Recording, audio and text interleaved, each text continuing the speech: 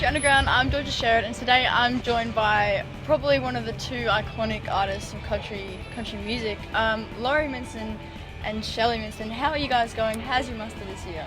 Great, thank you. Yeah, we've had a wonderful muster, and the weather's been pretty good. It hasn't rained too much, but no, we've been having a great time. Yeah, we've just been. I was talking to somebody who I said, "Oh, how's your muster?" And they said, "Oh, well, I just flew in an hour ago and I'm playing and then I'm leaving tonight." I said, "That's not really doing the muster. Yeah. You got to get out of here and do the whole 4 days and really experience it," which is what we've been doing. We drove up from Tamworth.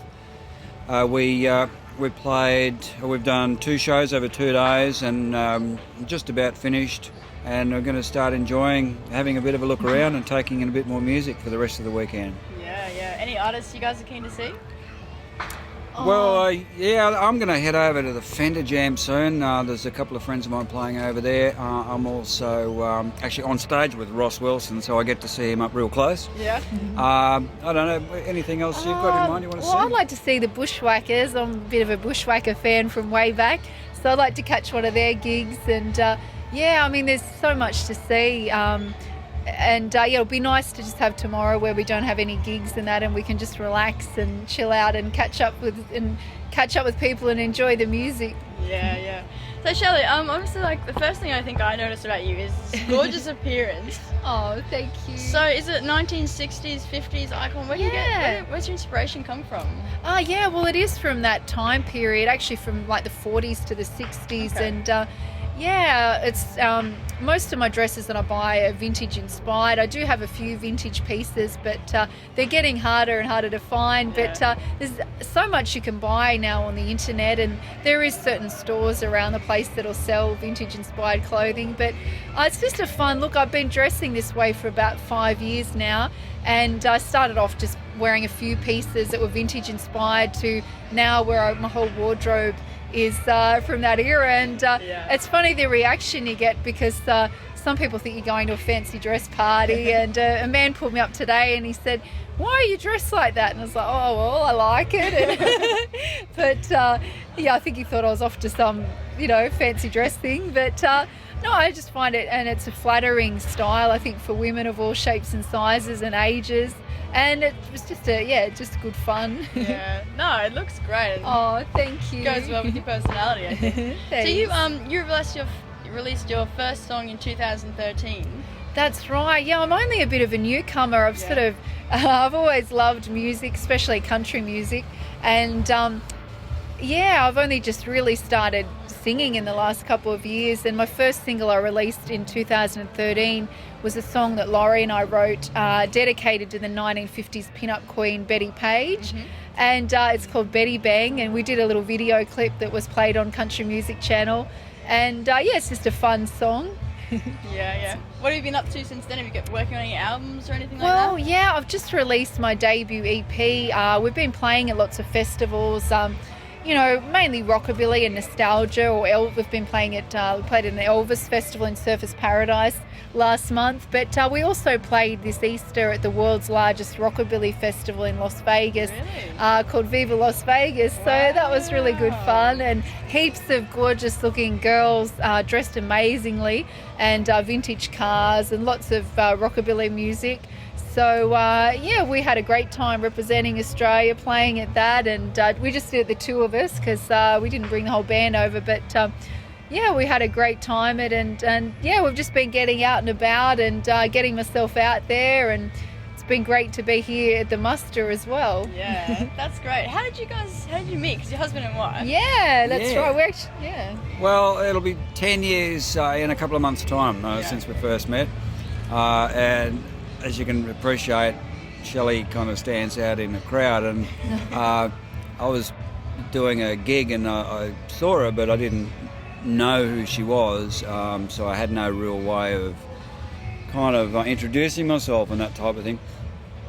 And it was almost like a lost opportunity, because I finished the gig and she was with some friends and she left, and I packed up and I thought, there's a bit of a kind of a late night, a little bit rough kind of pub kind of thing. I thought I'll just call by and have one beer before I go home. So I stopped into this place, and they were all in there. And I'm like, oh wow, I'd love to try and meet this girl. But I kind of just, like I say, I didn't really know how to introduce myself. You would think I'd be confident enough to just sort of walk up and say, hello baby, But anyway, she knew who I was. Okay. And I was walking past and she just said, hello Lawrie. And I thought, well, that's all I need. So we got talking and exchanged phone numbers, and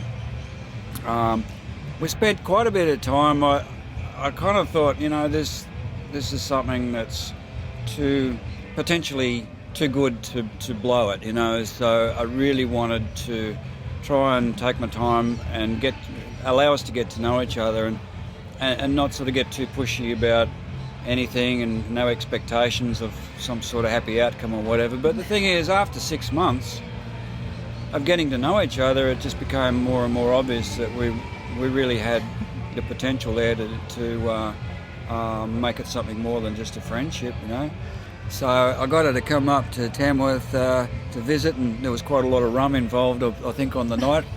We might leave that story there, I think.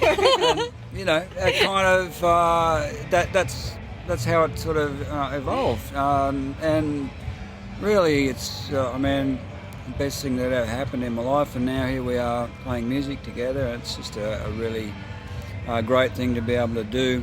Have your partner and the person that you love the most in the world, and you can also get out and play music together, so life's pretty darn good actually. Oh, that's such a lovely story. That's great. Do you reckon for the future is going to be any big albums together or a single out together? Yeah, well, we're still writing all the time, and we actually wrote with Ross Wilson a couple of weeks ago in Melbourne and wrote a couple of really great songs. So, I'll definitely be working on doing an album. I've just done the EP with 4 tracks, but be great to get some more songs together. And I'd love to do another video clip as well, because I just think they're really good fun, and it's another good way to promote yourself.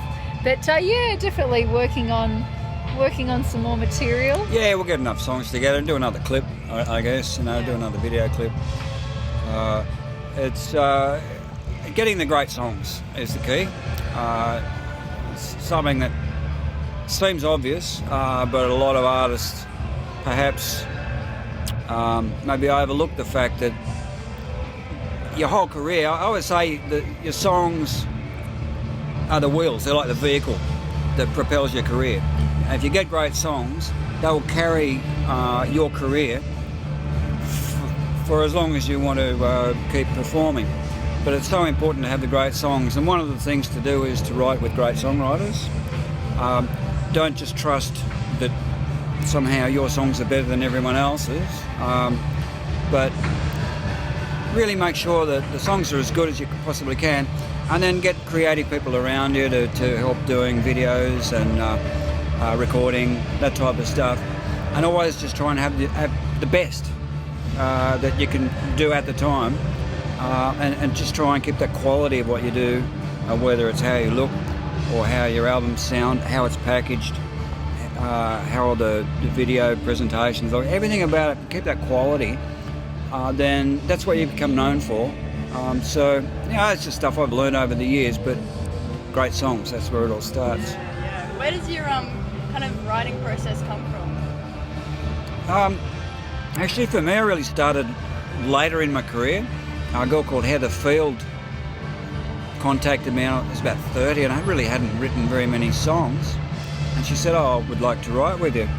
And we wrote a couple of songs, and I went from thinking maybe I wasn't sure whether I could write a song, to getting the confidence then to start writing some more songs and write with a few other people. And also, whenever I take something on, I try and get in touch with people who are really good at that thing. Like when I first started learning harmonica, the best harmonica player in Sydney was a fellow called Jim Conway, so I went to him and I said, teach me, if you know, and he was very, very obliging, showed me, if you're learning from the best, and you can take that on board. And it's the same with songwriting. So been really fortunate, like Shelley just mentioned, Ross. been really fortunate to write with some great songwriters, and you just learn the way they do it. Ross actually, like everyone's kind of got a different take. Ross's thing is it's like a jigsaw puzzle, and your words and your ideas are like the pieces of the jigsaw, and you've kind of got to get them all in the right place to create that picture. And once you've got it all together, you should have a complete picture of what it is you're trying to convey with that song. Some people start with a melody and write words to it. Some people will write words and then they'll put a tune to it. The most important thing is having a great idea. And what about you, Shelley? What about your writing inspiration?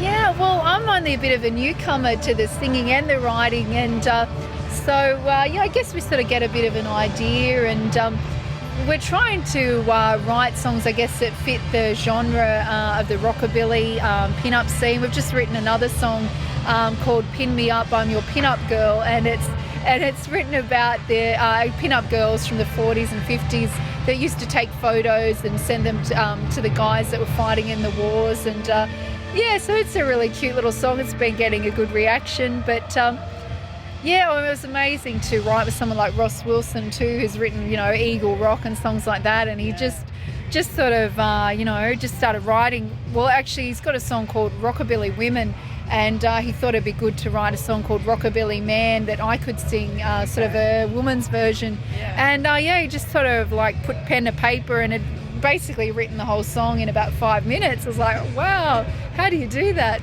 But I guess, he's got a few more years under his belt, and he's obviously very clever at doing that.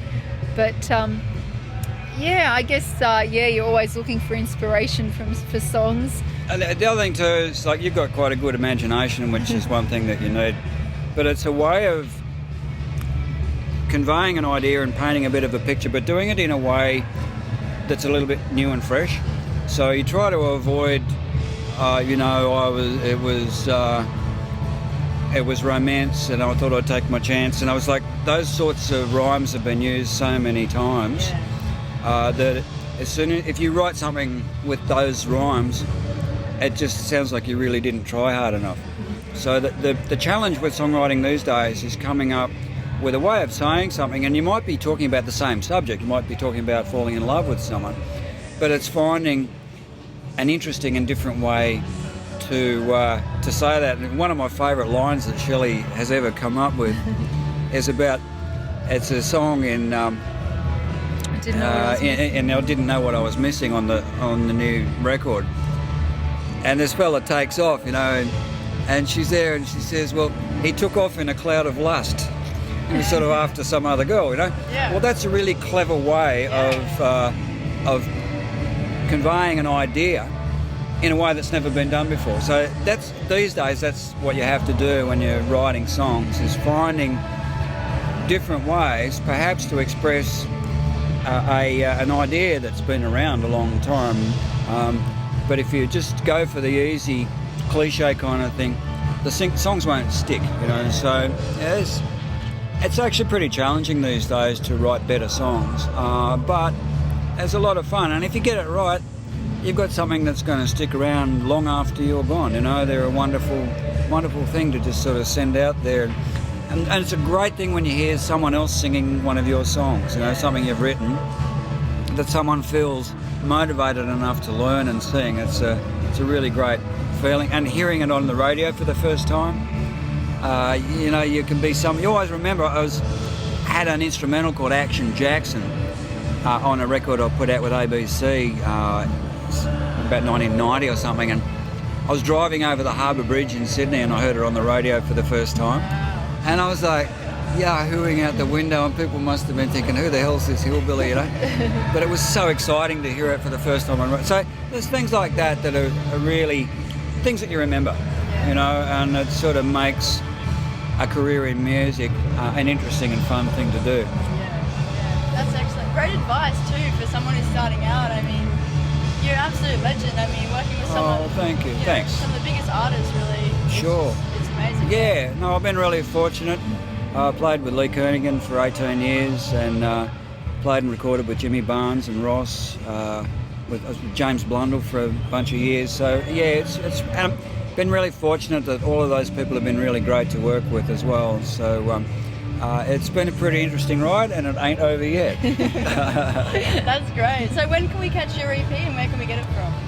Well, you can get it off my website, which is www.shelleyminson.com.au. Or you can track me down on Facebook or Instagram or Twitter. Yeah. And so just mainly off the website at this stage, but and it's $10. But it's great to sort of get myself out there and have something that I can say, oh, this is my songs. And That's excellent. Well, it's been an absolute pleasure catching up with you both. Thank you so much. Thank you for having us. And we'll pop around and see you at the Muster as well. Yeah, we'll see you in Tamworth sometime. Yeah, definitely. Alrighty. See you guys later. Thanks. Bye bye.